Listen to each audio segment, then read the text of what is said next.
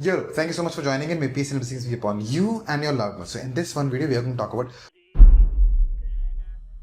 4 mistakes we all can make while selling high ticket.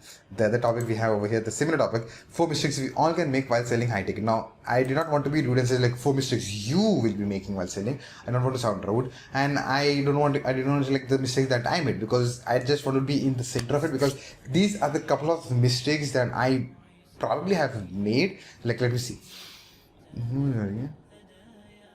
First mistake is what I made. Second mistake is what I didn't make.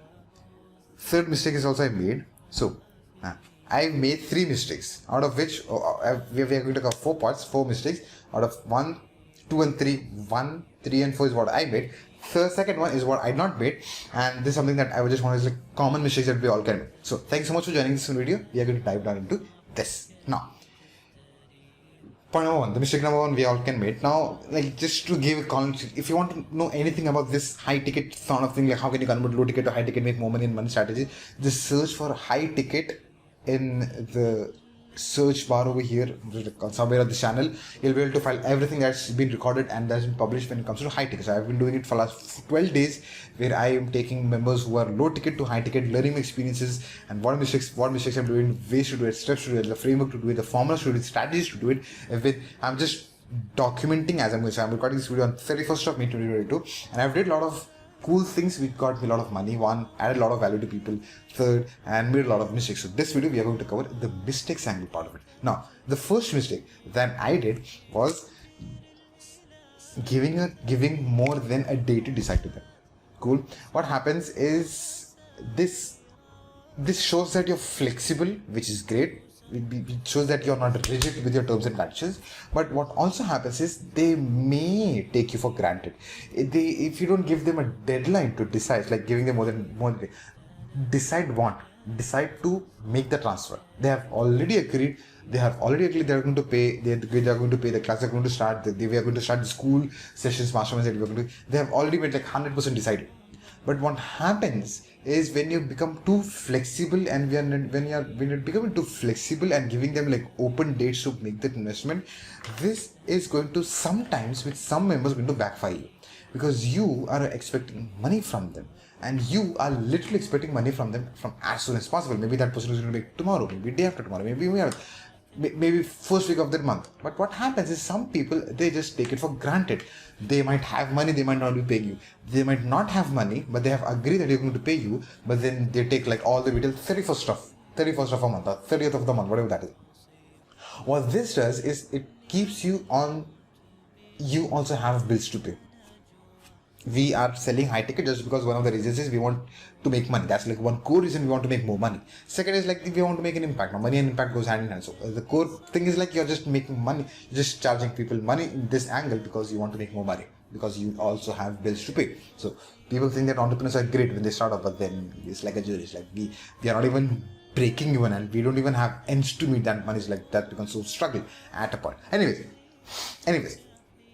Giving them a day more to this. So how can you tactically counter this is give them a deadline. The way I started doing is okay, you pay me now before even starting. For example, I'm doing this say last week of a month, and we are confirming for the next month. Like next month we're going to start the session. So one of the rules that I've got is towards the end of the month you have to pay 50% of the amount so that I can confirm you for the calls of the rest of the month. So 50% I'm getting cash before the calls, before even the month starts. Point number 1. The second one, the rest of the amount, the 50% is to be done on or before the first call that we have. Say the first call is definitely going to be on the first week of the month. So what happens is within the first week of the month, you're getting the whole amount.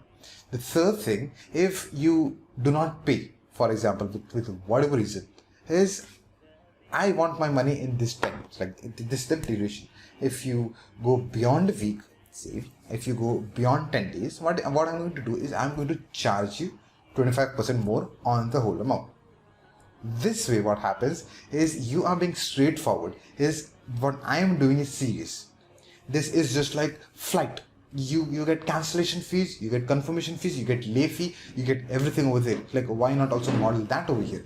they are not going to go for 25% and you're going to get 100% amount of money in the first week of the month. They might come with solid reasons at times. You can be flexible then, not when you have to be flexible with people when dealing with high ticket clients, but also tell them like this is how it works. Cool, right? So point number one, giving more than what? Giving more than a day to decide. Point number two is sounding desperate. You are one of the reasons that we go to high tickets is we want to make more money, and when we want to make more money, the amount looks really big, which is good. Like if I can make that amount, I'm going to gift myself this, I'm going to pay this bill. You have like list of things that you can be doing and you already plan to it. So now you want this money now. You want this money now. This is something that even is like, everyone does that. What happens is, okay, now when you kind of have these goals here, you slightly start to sound desperate. I slightly started to sound desperate. Like, okay, why don't you pay this? But the other way to do it is add more value to them. Okay, that's the price. But you are getting, like, take you off the focus. Take you completely off the picture and tell them, okay, what I'm going to do is I'm going to give you these videos, these files, these many calls, these recordings. Keep on adding value to them so that they know that that amount is small for them. Make them believe like what they're paying. For example, they're paying 15,000, 20,000, 2 lakh rupees to you. Make them sound that you're giving value of 20 lakhs to them. Giving value of 2 lakhs to them when they're paying just 20,000 to you. Just go 10x and think, okay, how can I add so much of value that that person will say yes? Now, this way what happens is you're not sounding desperate. It's like, okay, anything you want, I'm going to give it. Cool. If you want something more, it's like, okay, that person, for example, is asking you, okay, can I have this as well? Can I have this as well? And when they are asking you things, what happens is generally those things that are asking, they are within your capability. You can always go ahead and say yes to them. And one more thing, like add value, give them homework, share them the game plan. Point number 3 is not creating urgency. This is something that I always feel to do. I don't know why I don't do this, but when it comes to since I've been doing it for 12 days right now, so I might probably gain practice over the period of time. This is one mistake I do all the time. Not creating urgency. And I think why one of the reasons that I am not able to pull this off is because I don't want to lose the member that I'm talking to. It's like, okay, if you miss out that seat, for example, if you miss out that seat, someone else is going to take. Now, they don't know that there is no someone else. That seat is just reserved for you. If you don't come in there, I might probably not get that money in a way. So what happens is, this may come with experience, this may come with a lot of confidence, but not creating an urgency is going to affect you at times. Now, the way you could do it, the way I plan to do it now from now onwards, is I've got just 7 C's for you. Cool. And if you do not make the payment by today evening, what I'm going to do, there are say 15, 20 people already in the list. If they pay me before you, I don't have time for you after that. Now to come to this level and tell them with full confidence and conviction, it may take time for you. But once you start internalizing this, and you have to be very honest, you cannot lie to them. That's one of the reasons I'm not able to pull it off, because I don't have much people. And if I don't have much people, I don't want to lie to them. Like that's unethical. I just don't want to lie. I just want to be honest with them. So this is one reason that I'm not to pull it off. I can pull it off. I can go all the way unethical. Like, okay, we've got just 2 cities. If you don't pay me right now, those 2 cities are going to go off. Limited people. When you add urgency, it will work all the time. But you should be ethical when you're doing it. You should be honest with the other person, and especially with yourself doing it. So I think just by recording this is the reason why I kind of like recording videos and start talking to you and having conversation, because this gives me a perspective as well. This is my learning hours. Now, 4th mistake that I did last week was not being clear with the amount. You have to be clear with the amount. When I say what do you mean by clear with the amount, is you charge them, for example, 10,000 rupees. Now, 10,000 rupees are you going to collect from them? Is that the only amount that you're going to collect from them, or are you also going to collect GST from them? If yes, add that to the amount. Tell them, okay, I'm charging 10,000 rupees plus 18% GST. Is that the full amount? If yes, great. If not, then there's like 2%, generally 1.75, 2% is what the payment gateways take. Okay, are you yourself paying it or are you making them pay?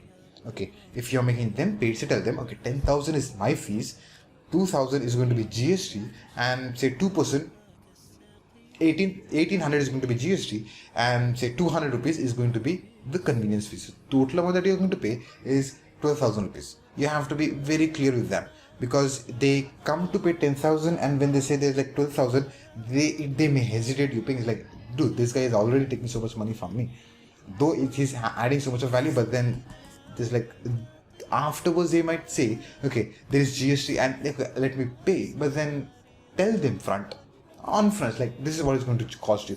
So they are ready.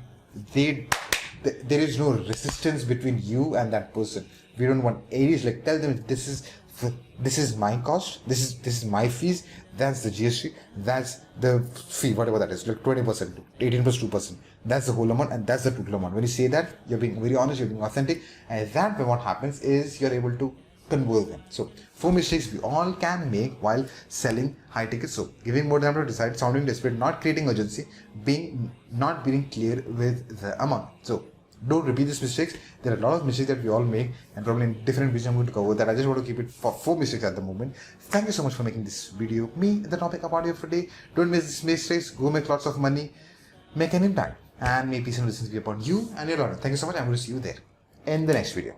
Okay, bye.